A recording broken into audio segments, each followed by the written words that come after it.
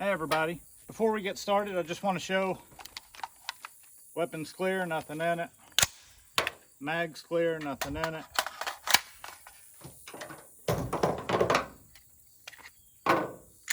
Weapons clear, nothing in it. Mags clear, nothing in it. So, been thinking a lot lately. I've been running through a couple of scenarios in my head. Now, first off, this has the ability, this may piss you guys off. It may validate your thoughts, it may devalidate your thoughts. You may go, this guy's a blathering idiot, whatever. Post your comments below. Let the world know what you think and what you feel about it. If I am a blathering idiot or if I'm right. But what I want you to think about is three different things. Reality, prepper fiction, prepper fantasy. Now, what are those? Reality is, where do we find ourselves every day? Prepper fiction is what may happen. That's what we're actually buying this stuff for, you know. Civil unrest, corona ejection, whatever, you know. EMP, why are you buying your stuff? That's your prepper fiction. Your prepper fantasy is the world that you think will happen inside your head if and when things go bad. For example, reality. I have taken a carbine course. I have taken a pistol course. Reality is, I'm not as likely to have this with me every day when something might happen. That's reality. Reality, I'm concealed carried every time I can, so I'm more likely to need this. That's reality. Prepper fantasy is, I wanted to take this in case I ever need this, in case I'm defending the home front and it's pew pew time. Chances of it happening are slim, but they're there. So it's kind of a fiction for now. So let's call it fiction for now. It's not always fiction. It's just, it hasn't happened yet, so it can't be reality yet. Now, for those of you that live somewhere where you have had to grab this and you have had to go pew pew time, then this is no longer, you know, your fiction. This is now reality. But until then, it's fiction. Now, fantasy, prepper fantasy, is where I'm like, I got this and I'm taking out a whole squad of Delta and the Navy SEALs and Jim Bob and his neighbors and this, that, and another, and I'm holding down the fort, and that's more of the fantasy. The fantasy is me and my prepper squad are going to spend 10,000 rounds of ammunition holding down the fort and keeping everybody safe. Okay, so we've kind of got those narrowed down. So you kind of understand what I'm talking about. So, reality, fiction, fantasy. Reality is what is happening now. Fiction is something that may happen but hasn't happened yet. And fantasy is where you think you will be once it happens. For example, let's just start with the most basic prep that everyone fucks up on. You ready for it? You're not going to want to hear it. Physical fitness. Yep. Number one, physical fitness. No offense to you. Please don't take this the wrong way if you are this way. But if you get out of breath tying your shoe, anything you think that's going to happen once the collapse happens is all fantasy.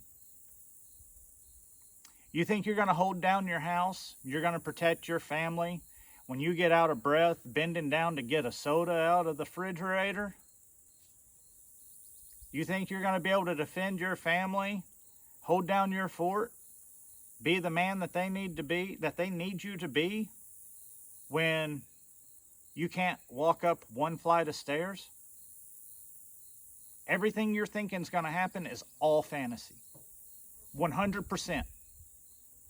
The only chance you've got, if you are that out of shape, if you have let yourself go that way, is hopefully someone will break in while you're sitting on your couch eating your little mini donuts and you got powdered sugar all over your gun, and hopefully the powdered sugar doesn't stop your gun up. That's the truth of it. Let's go down a step, or up a step, I guess. What if you are somewhat physically fit, a few extra pounds? Okay, then there is a chance that you might be able to do stuff. I've got a few extra pounds on me. I go to the gym 3 days a week. I ride a bike at least 40 miles a week. I go to training classes. I've went to Chris Costa's handgun and carbine class. I know some people's like, oh, that's not a real class, whatever. I've also been in the military. I've got some training. Now, I'm not Billy Badass by any means. You put a dev group, a SEAL, a Ranger, any of those guys up here, and they're going to smoke me. I mean, 100%, without a doubt, I'm dead. That's where you get to reality. Now, my prepper fantasy is, hey, maybe I would be bad enough that I could hold this down, or maybe I would be good enough that I can, smoke that team before they get to me. That's my prepper fantasy. My prepper fiction is maybe instead of dev group or SEALs or Rangers or Berets or, some elite force coming into my neighborhood post-apocalypse and clearing house and taking everything, what I might encounter is just looters, meth heads, your general run-of-the-mill gangs. Those are still going to be in the fiction. Why? Because it hasn't happened yet. So you can't say that that's what's going to hit your neighborhood. My neighborhood, I live out in the country. I don't really have a neighborhood even. I've got a neighbor, nice guy, but I've got a neighbor. I'm not in a neighborhood. So what's reality? Reality is I do need to prep. I do need to stay fit. I do need to have stuff back. I do need to know how to run these if I want to use them. That's what you need too. So in physical fitness, maybe you're a total stud. Maybe you're 10 levels above me. You're running like 8% body fat. You can run a 4.40. You've got a freaking 36, 48, whatever vertical jump. You're just, all around like awesome. Man, kudos for you. That's where I'm trying to get. The odds of me getting there are limited. A, my age. B, I have to work a real job. C, in between a real job, I've got family. D, in between a real job and family, I'm trying to get training in. I'm trying to get physically fit. I'm trying. My prepper reality for physical fitness is I'm generally fit for my age. I'm a little overfit for most people my age. I still train. Not only lifting weights, not only riding bikes, not only getting cardio in, but I still occasionally train in combatives and jiu-jitsu. Not as much as I need to. 100% admit it. Not as much as I need to. And if you're not doing those things, how do you think you're actually going to be able to save your family from someone who does? You know what I mean? Think about that. I'll use one against me. Let's say John Jones, UFC fighter, comes to my house, and let's say for example, he's been training and he knows how to work guns, and we're tied on guns. Okay, we end up tying it up hand to hand. Who do you think's going to win? John Jones is going to smoke me 100 times out of 100. That's my reality. My prepper fantasy is, man, maybe I could catch him off guard and pull a knife and stab it, and maybe he hits me and I fall down and I go to a secondary and I'm able to get the shot off, or maybe I fall down and in the scramble I kick his leg out from underneath him. That's all fantasy. Ain't gonna happen. Someone like John Jones comes in, takes me on hand to hand, I'm screwed. 100%. without a doubt. You got to do what you can do to make your possibility and your reality come together. What you don't want to do is go all the way into fantasy land. Let's look at preps. That's the next thing. You know, you got physical fitness. Now let's look at your actual preps. How much food do you have? How long do you think stuff's going to happen? Can you resupply said food? What happens if you have family members who show up? What happens if you have neighbors who show up? What happens if you have to bug out? Okay? So, reality. I've got a couple of 100 pounds of beans. I got a couple of 100 pounds of rice. I've got various other supplies, all food related, in a pantry. You know, big, well-stocked. Me and my wife would be able to go several months without having to go to the store. But if we start getting overrun by meth heads and they're coming in and we've got to bug out, guess what? I'm screwed. I can't carry several 100 pounds of food, can you? So my reality is I do have the stuff. My reality is I do have a bug out plan. My prepper fiction, my fiction is that I would be able to have time in an event to load everything up in my truck, in a neighbor's truck, and someone's vehicle, and get out of Dodge with all of my food, all of my gear, all of my guns, all of my ammo. That is my prepper fiction. My prepper fantasy is I hold everybody off and we don't ever have to leave and it's all freaking great.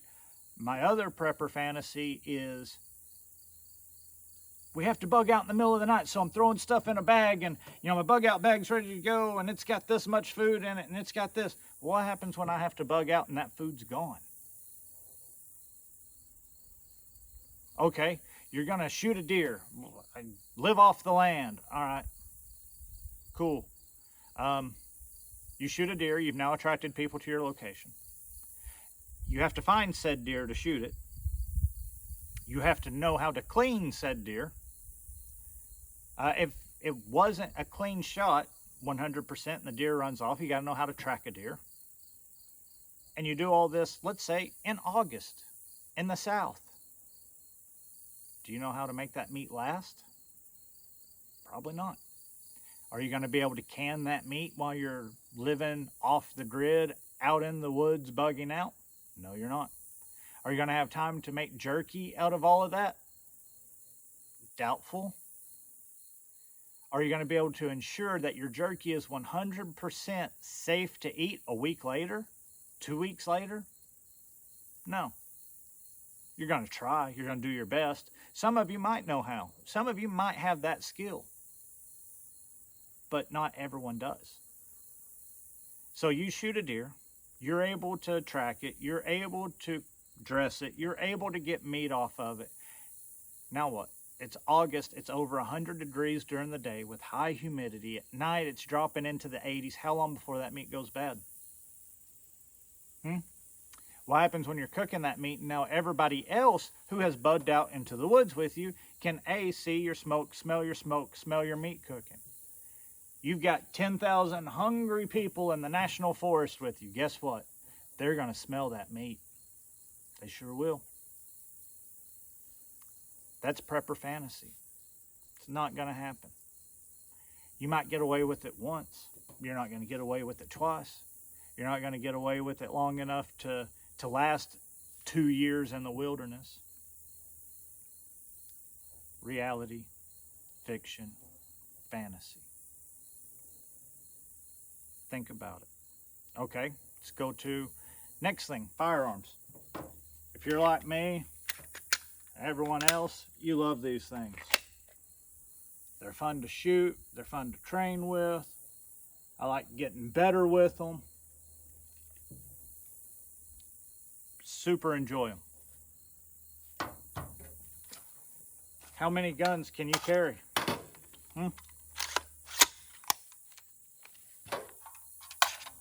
You got 6 ARs and 5 Glocks and 1911, 10,000 rounds of ammunition for your battle rifle and 5,000 rounds of ammunition for your pistol. How much of that can you carry? Have you ever picked up 1,000 rounds with a bug out bag, with magazines, with your weapon, with your secondary, while carrying your little kid, and you're having to get out of Dodge and you've got your 55-gallon bag of food on your back? No, it ain't gonna happen. Reality. One good rifle with a couple of parts for each person who knows, this is the important part, who knows how to use them. Oh, you can say, well, I got rifles to hand out to people. Here, take this. Here, take this. You're going to help me defend the fort. You know what you just did?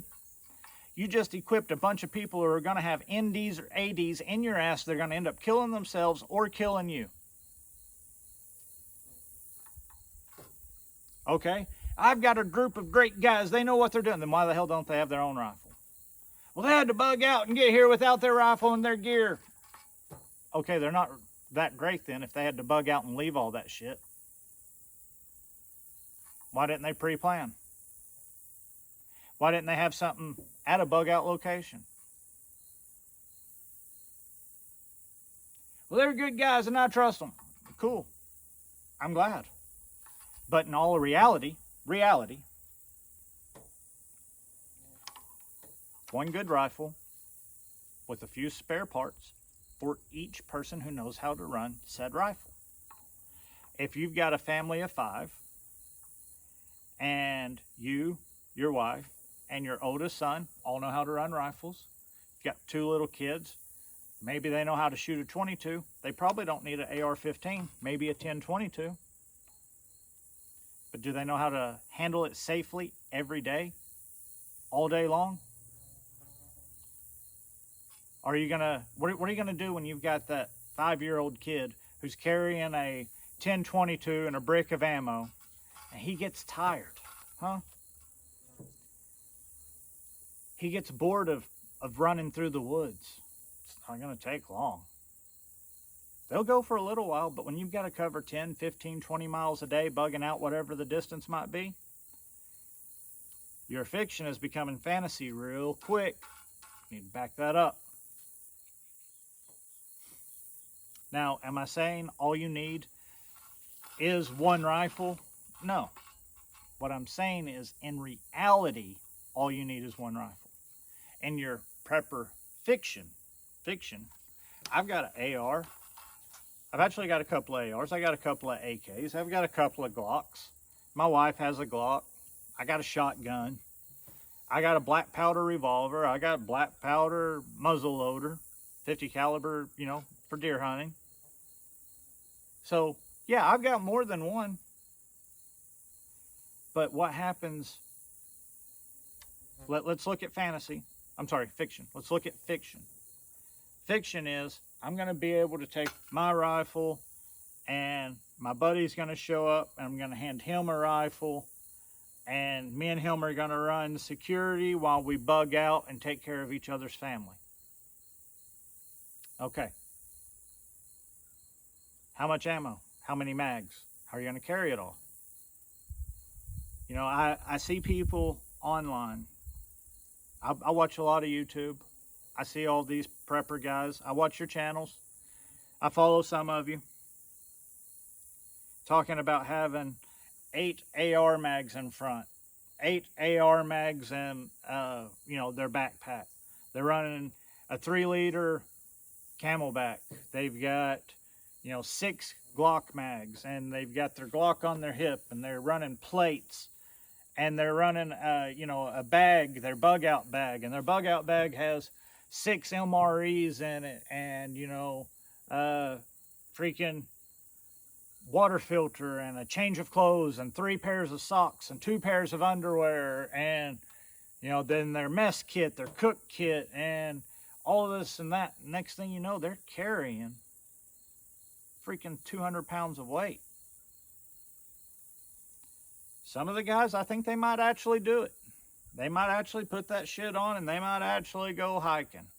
The vast majority of you, Don't. It's the truth. The vast majority of you out there, your fantasy is you're going to take all this shit with you, and you're going to be able to move, and you're going to operate in an operating fashion, and you're going to get away from Dev Group and away from the SEALs and away from all the badasses. When in reality, what's going to end up happening is you're going to collect all this shit up and spend all this money and spend all this time gathering it up. And what's going to happen is you're going to get popped by your neighbor as you walk out your front door. And guess what? All you did was supply him and his family with all this stuff. What happens when you have to leave it? When you do realize, man, I don't need 10,000 rounds of rifle ammo. I can only carry 2,000. I can only carry 1,000. I can only carry 500. What am I going to do with the rest? Oh, I'll divvy it up and give it to people who need it. There's not time for that. If there is time for that, how do you know those people aren't just going to shoot you with the ammo you just gave them and take what you've got so that they've got all of it? People are dumb. They will do shit like that.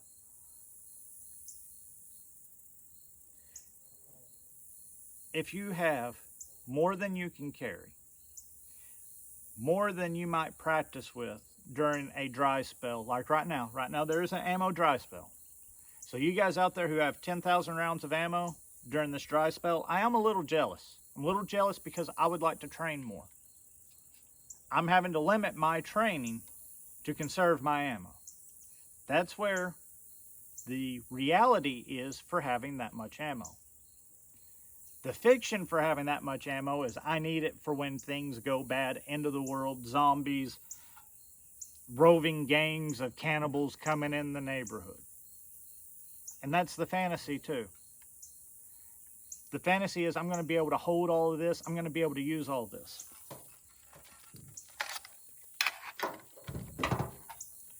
One 30-round magazine. Okay. If you're smart, you load your AR magazines to 28, 29. But I'm going to go ahead and say 30. You got a 30-round magazine. Your 30-round magazine, totally full. How many bad guys can you kill with one magazine? How many gunfights can one magazine last you? Okay. Let's say you are really, really, really, really good. Really, really, really good. For kids who want to learn how to read really, really, really well and do other things good too. Let's say you're awesome. You're freaking operator elite, badass guy. Let's say every three rounds you kill somebody. That's how good you are. You shoot 2 times and make them move from cover. You're like, bang, bang, and they're in the open, bang, they're dead. Okay. That means you can kill 10 people with one magazine. How many 10 against 1 odds do you think are going to happen to where you're going to live through a gunfight? How many? Okay. You're Billy Badass. You lived through 1 full mag. Bang, bang, bang. Got him. Bang, bang, bang. Got him. Bang, bang, bang. Got him. Okay. Maybe it's not 10 at once. Maybe it's 5. Maybe it's 3. Maybe you shoot 3 bad guys. It only takes you 15 rounds, or, 5 bad guys, 15. Yeah. How many? How many against you are you going to realistically be able to take care of before they get lucky and get you? If you're not going to training classes, if you're not getting pushed, if you've got 75 pounds on your back, not counting your plate carrier, and you're moving like a damn turtle, guess what? It's going to end pretty soon for you.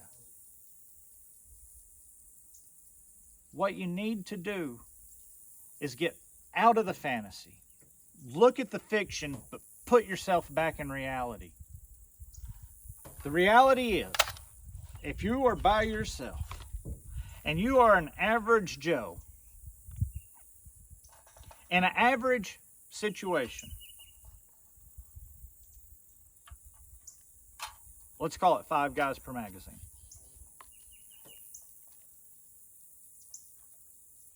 Let's say you're able to take care of 5 guys per magazine. How many shootouts are you going to be in before your odds come up?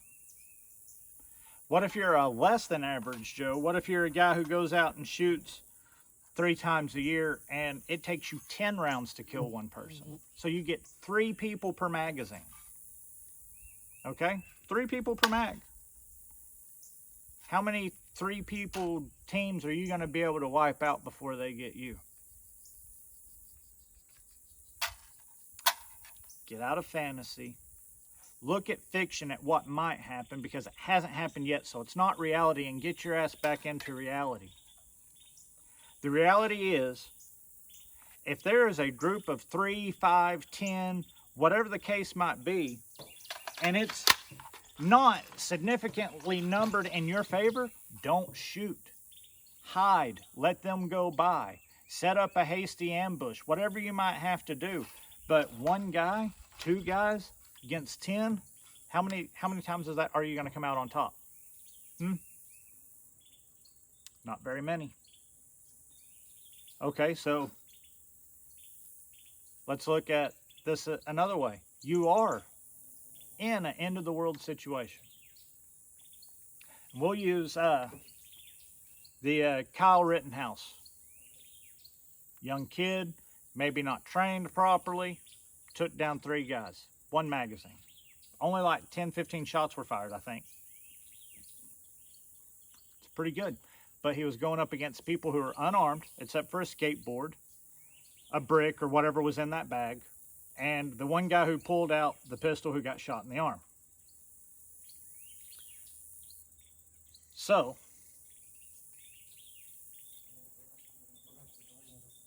3 guys that were not armed with firearms and shooting, not actively shooting at him. Let's put it that way. From what I saw, no one was actively shooting at him out of the people he shot.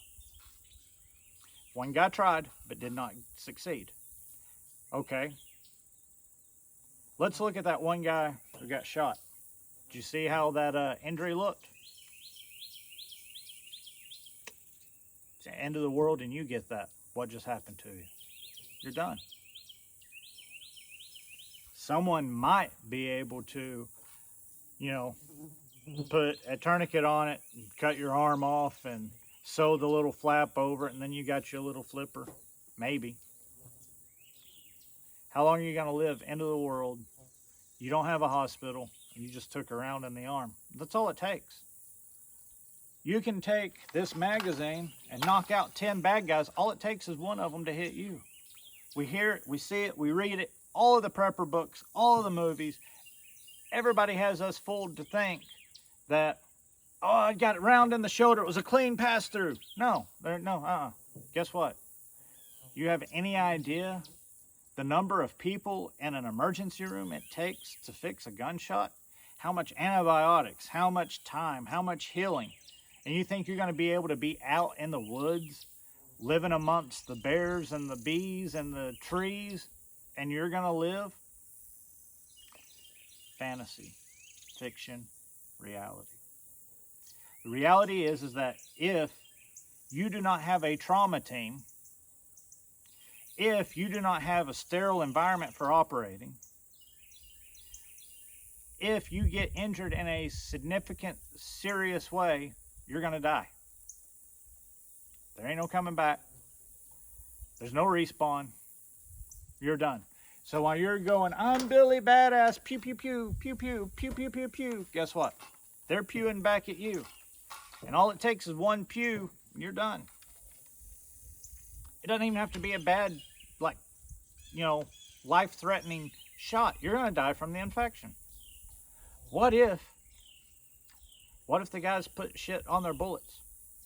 Literally, like shit. Or something else to cause infection. You don't know. What happens if you get gut shot? What happens if it misses your plate just barely?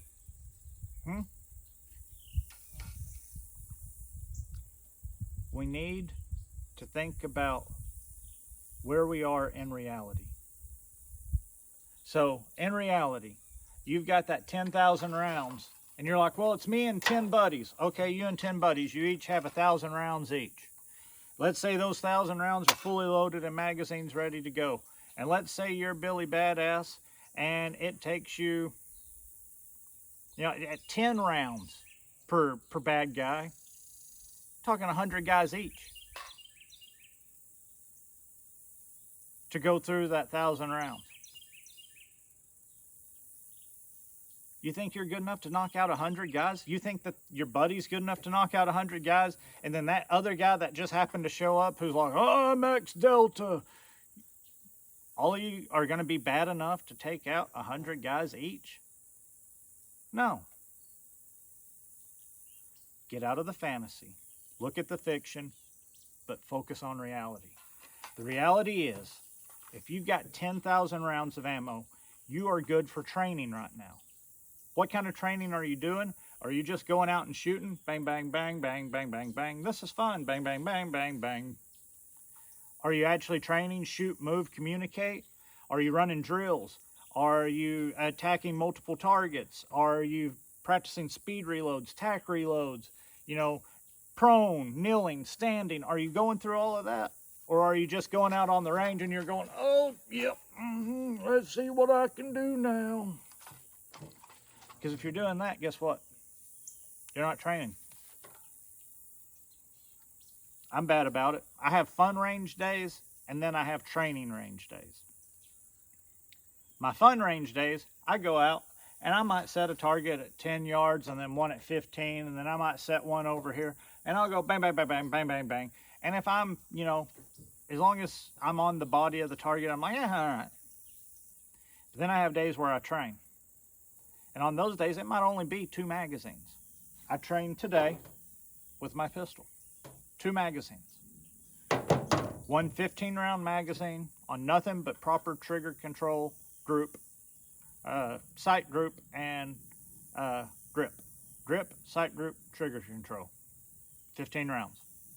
Next 15 rounds, I worked on speed doubles and speed triples for 15 rounds. That was it. There's a shortage right now on 9mm. Plus, I just got through taking the Costa Ludus handgun class. That was about 1,600 rounds, so my supply is pretty low. But I got good training in with 30 rounds versus going out and blowing 100 rounds. I got good repetitions in on proper trigger control, proper grip. You can have fun range days, but you need to have serious range days too. Get out of fiction. Get out of fantasy. Look at fiction, but focus on reality. The reality is, if you have 10,000 rounds and you're saving it for the zombie apocalypse, all you've done is supply other people with ammo when they come and take it from you. You're not going to live long enough. If you've got a 10-man team and you live in somewhere, St. Louis, Chicago, some big metropolitan area, you're screwed. A 10-man team versus a mob the size of what you see in these big cities, you're toast, buddy. I don't care. You could have all 10,000, you could have something belt-fed, full auto and belt-fed, and against a mob the size of a city, you ain't gonna win. You do need ammo. You do need food. You do need physical preparedness. The only one of those that you can really ever overdo it on, or that you should be trying to overdo it on, is your physical preparedness. You should be working on that shit every day. Every day. You might not be able to buy a bag of beans every day. You might not be able to go out and do some queuing every day, but you should be doing some damn push-ups every day. You should be doing some sit-ups every day.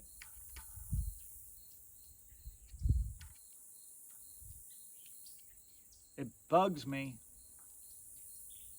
because I care about everybody. I care about you guys. I really do. I want my tribe, the gun community, the prepper community, the good people, the 3%ers, the oath keepers, the guys that America means something to, all of my brothers in arms, all of my old vet friends. I want us to survive. I want us to be the ones that are smoking the bad guys. But if you're not taking care of yourself, if you think having a ton of ammo is the answer, but you're not doing anything else, if you think having a ton of food is the answer, but you don't have the guns or the ammo or the physical fitness, it's an all-encompassing thing. You cannot prepare for everything. You can't. I can't. Bill Gates or someone who's crazy, filthy rich might be able to, but your average Joe cannot prepare for everything.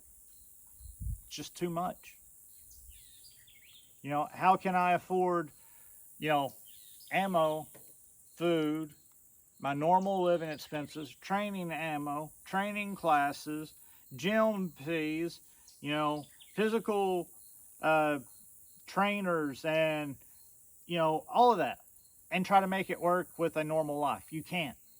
So you need to focus on a few. You need to get your head out of the fantasy. You can look at the fiction, but you need to focus on reality. The reality is, if you have 10,000 rounds and you've never once went to a class where they really push you, and you're trying to do a speed reload, and you're all, hold on, bad guys. I'm really nervous. Okay, I'm ready. Oh, wait, I wasn't even out of ammo. I had a malfunction. If you've never pushed yourself like that, that's exactly what's going to happen to you. And while you're fumble farting around, some slimy piece of shit, pedophile, child rapist is going to sneak up on you and pop you behind the ear, and then you just gave him all your shit.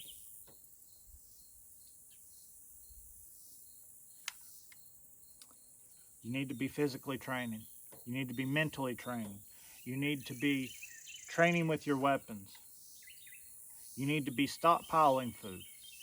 You need to have contingency plans. Get out of the fantasy world. You can look at the fiction world to figure out what you need, what you think you might need, but don't even look at that. Really, you need to be in reality. What is reality?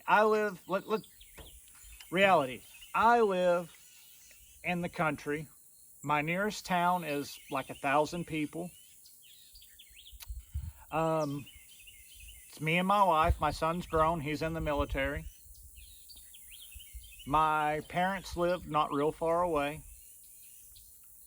So there's 4 of us, me, the wife, parents, my son, his wife, if they make it. So let's say 6 adults. Out of those 6 adults, me and my son are the only ones who are weapons trained. My dad, great shot. My dad's country boy, long, raised in the woods. He can trap, he can hunt, he can do all that. But my dad's not trained. My dad's too old to train. He can't be running up and down the line, diving, standing up, shoot, move, communicate.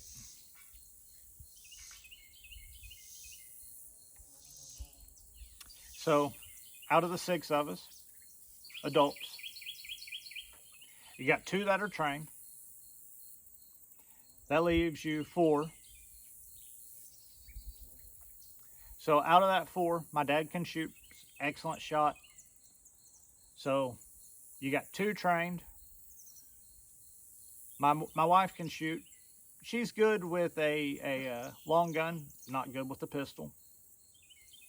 My mom is a concealed carrier, so she can kind of shoot with the pistol. She's ex-LEO, so she had to train with her pistol. So let's just call it, out of 6 people, you've got 2 trained, 2 shooters, 3 shooters. Not bad. But our nearest town is 1,000 people. The odds that all 1,000 come to us are slim. What if a third comes? 330 people. 333 people come my way. How long, realistically, can I hold out against those numbers? That's not taking into account the big towns that are a little bit further away. One small town, and only a third of the people come to you. Okay, let's knock it down even smaller. Let's say we bug out and we're living in our little cabin out in the middle of the woods. 50 people make it to us. That's 10 each. What are the chances that we can survive against 10 people each, a group of 50 out in the woods? We're toast. So, I'm not trying to be fatalistic. I'm not trying to tell you it's all for naught. What I'm trying to tell you is that you need to be realistic. Your goals and your training and your preparedness needs to be realistic. Realistically speaking, your odds are not good. You have been told by Hollywood, you have been told by other people online, you have been told by all of these groups that we go to, all of these online forums, all of the survivalist groups. We have fluffed each other up. We have told each other, yeah, man, 5,000 rounds per rifle and 2,000 rounds per pistol, dude. You can't carry 5,000 rounds of ammo. Well, there's 10 of us. So out of the 10 of us, we're only going to have to carry, doesn't matter. You're not going to be able to do it and carry everything else. And still be able to move, and still be able to take care of yourself, and still be able to be, a tactical unit when you need to. When you got 75 pounds of gear on your back, you've got a plate carrier on that weighs another 20 pounds. You're carrying a rifle, a full loadout, and your 6-year-old kid because he's asleep while you're trying to walk through the woods. And you don't work out. You're not going to make it. I want you to make it. I want all of us to make it. I do. So, now that I've rambled on long enough, the reality is I go to the gym, I ride a bike, I go and train guns, I go shooting, I reload, I do everything I can to make for sure that my family, that my tribe has the best realistic me possible. That's what you need to do. Make the best realistic you as possible. Do everything you can right now to make yourself harder to kill. If you can't do a push-up today and you can do a push-up tomorrow, you just made yourself a little bit harder to kill. If you can't tie your shoes without running out of breath, and you work on it and you work on it and you lose a little bit of weight, and then all of a sudden you can tie your shoes without running out of breath, you just made yourself harder to kill. If you go to a carbine class and you learn how to go pew, pew, pew, pew, pew, pew, pew, pew, pew, pew, and you stay on target, you just made yourself harder to kill.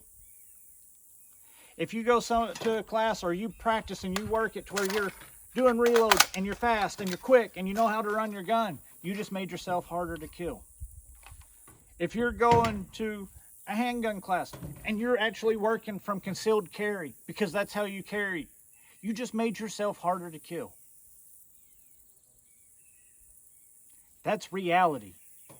Every rep you put in with this, every rep you put in with this, every rep you put in like this, or every rep you put in like this, you're making yourself harder to kill. Every time you think about that fiction or that fantasy, and you sit around and you're eating your Cheetos and your powdered donuts and drinking whatever, you're not getting there. You're making it harder on your family. You're making it harder on your tribe. Do what you can do to make yourself harder to kill every day, because something is coming. I don't know what. I don't know what your fiction is. But you need to work on reality.